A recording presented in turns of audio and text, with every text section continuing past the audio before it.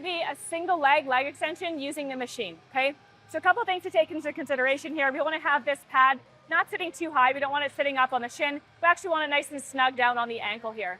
The next thing is the back pad, okay? So if this is pushed further forward, he's actually going to get a form of hip flexion. We actually want hip extension to be able to fully lengthen the quad. So he's going to move the pad behind his back as far back as it can go for him to still be able to be secured onto the seat. We want to make sure the backs of the knees are nice and snug on this pad as well, okay?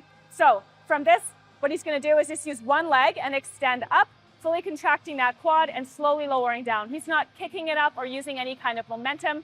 And the foot, the angle of the foot, honestly doesn't really make a big difference if it's turned in or turned out a little bit. Whatever's comfortable for you. Just make sure that when you're doing a single leg extension on both sides, that angle of your foot stays the same between legs so that you're making sure that you're balancing out your body, okay? Because a lot of us have a proclivity to turn one foot more than the other, okay?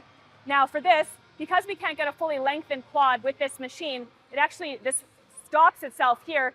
What we're gonna do is actually manipulate this a little bit. If you have a machine that allows you to have a fully lengthened quad, beautiful. If you don't, you can use this hack where you use a folded up pad, and we're gonna shove this into his shins, between his shins and the pad.